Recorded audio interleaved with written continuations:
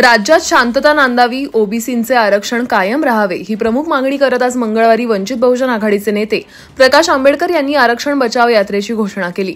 ते छत्रपती संभाजीनगरमध्ये बोलत होते। येत्या 25 जुलैपासून ही यात्रा काढण्यात येणार असल्याचं त्यांनी सांगितलंय। शिंदे, फडणवीस आणि अजित पवार यांच्या नेतृत्वात राज्य सरकार विकासाची भूमिका मांडत असताना विरोधी पक्षातील नेते मात्र बॅनरबाजी करत आम्हीच योजना आणल्याचं आवाहनतायत। मुलं कोणाची, बारसे कोण करतंय आणि लाडू कोण खातंय अशी टीका भाजप प्रदेशाध्यक्ष चंद्रशेखर बावनकुळे यांनी माध्यमांशी बोलताना केली आहे। छगन भुजबळ यांनी काल शरद पवारांची भेट घेतली। त्यानंतर आज सुनेत्रा पवार मोतीबागेत गेल्यात।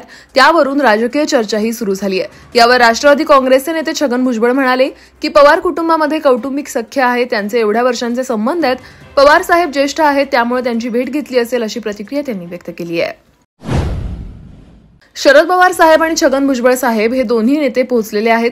ते एकमेकांमध्ये काय बोलले असतील ते कोणालाही सांगणार नाहीत, पण काल जाहीरपणे शरद पवारांवर टीका करून देखील आज पवार साहेबांची छगन भुजबळ यांना आपल्या घरात प्रवेश दिला। हाच तर महाराष्ट्रातल्या राजकीय संस्कृतीचा मोठेपणा आहे। राहता राहिला त्यांच्यातील भेटीचा विषय तो त्यांनाच माहिती असावा। भुजबळ जरी माध्यमांसमोर येऊन सांगत असले तरी त्यांच्यातील संवाद त्यांनाच माहित असावा असं त्यांनी म्हटलंय।